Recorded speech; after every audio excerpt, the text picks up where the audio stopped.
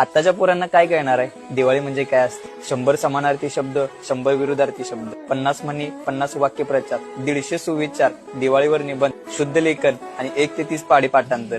शेवटचा पेपर सरांच्या हातात दिला की आम्ही किल्ला बनवण्यासाठी पळत घरला जायचो. लाल माती, पोती, दगड सगळं शोधायचो आणि किल्ला बनवायला चालू करायचो. ही मजा आत्ताची मुलं घेऊ शकत नाहीत, कारण आता रेडीमेड किल्ले आलेले आहेत. दिवाळीच्या आदल्या दिवशी फटाके आणि कपडे आणल्यानंतर आम्हाला झोप नाही लागायची. असं वाटायचं की सकाळ कधी होत्या. फटाक्यांच्या पिशवीकडे बघत बघत आम्ही झोपायचो. दिवाळीच्या सुट्टीत आम्ही इतका एन्जॉय करायचो की सुट्टी संपत आल्यानंतर आमच्या लक्षात यायचं दिवाळीच्या सुट्टीतला अभ्यास राहिलाय. सुट्टी संपून शाळा सुरू झाली की मित्राला पहिल्या दिवशी आम्ही सांगायचो की कसे फटाके फोडले. तोपर्यंत वर्गात सर यायचे. वर्गात सर आल्यानंतर एक टवळी आमच्या वर्गात होती, ती मोठ्यानं वरडायची, सर दिवाळीच्या सुट्टीतला अभ्यास.